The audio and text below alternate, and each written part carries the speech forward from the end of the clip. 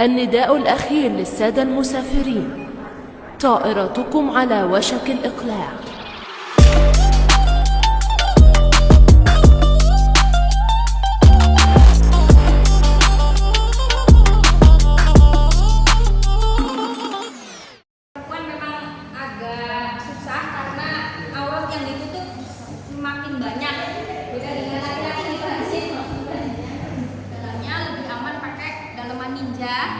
Atau kalaupun pakai kerudung biasa seperti ini, berarti kerudungnya dimasukkan ke dalam baju. Ini baju dimasukkan ke dalam sini sehingga aurat bagian leher tidak terlihat. Karena kalau tidak dimasukkan, ini ketika kita pakai seperti ini saja atau kita tidak pakai daleman, ini kan lehernya akan terlihat. Ini dimasukkan ke dalam baju yang rapi, baru kemudian dipakein atasannya, mukena bagian atasan. Memang paling aman enak pakai mukena terusan, lebih baik pakai mukena terusan. Kita pakai seperti ini, jangan lupa bagian dagu agak dilebihkan sedikit.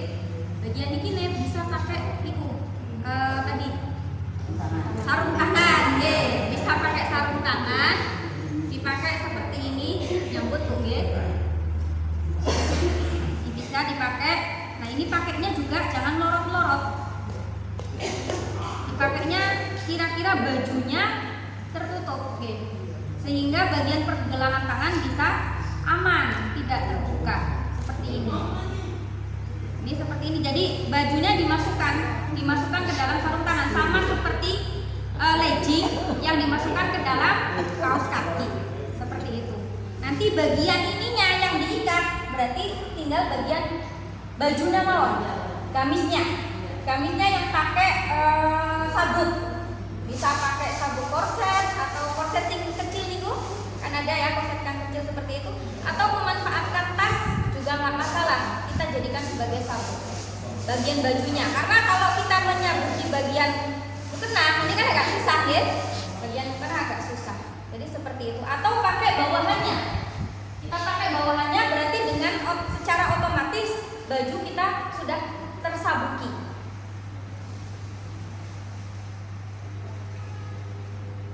Bagian bawah karetnya tapi yang kenceng ya, yang kenceng ini kan berarti bagian sininya sudah aman. Seperti ini. Tinggal kita agak naikkan mawon supaya tidak ribet jalannya. Sudah selesai, yang aman tambahannya ini. Dan bagian jilbabnya dimasukkan ke dalam baju.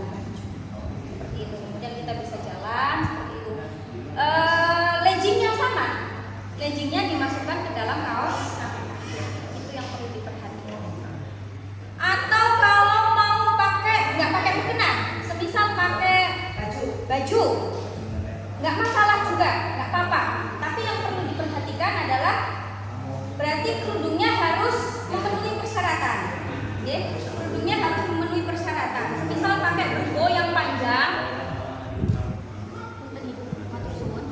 semisal pakai bergo yang panjang, otomatis bagian dagu harus tertutup, bagian leher juga tidak boleh terbuka, bagian tangan juga tidak boleh terbuka. Niki disabuki, bagian tengahnya disabuki, supaya karena walaupun pakai celana otomatis ketika tidak disabuki bagian perut kelihatan. Kan ini longgar ke gamisnya, ini kan longgar bagian bawahnya. Jadi ini dipakai sabuk supaya tidak bagian perutnya ini tidak terlihat. Itu nggak apa-apa, nggak masalah. Yang pasti berarti kalau pakai gamis saja kerudungnya nggak bisa seperti jilbab yang saya pakai ini, nggak bisa, belum cukup. Seperti ini tidak cukup. Harus pakai misal ininya rambut nggak boleh kemana-mana, dagu tertutup, kemudian bagian tangan juga mesti pakai sarung tangan lagi seperti itu. Jadi pada intinya pada saat tawaf itu sama persis ketika sholat. Dan sebenarnya sholat juga harus seperti itu.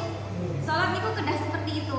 Pakai mukena terusan yang paling safety, bisa pakai mukena potongan, tapi harus tahu cara pakainya seperti apa.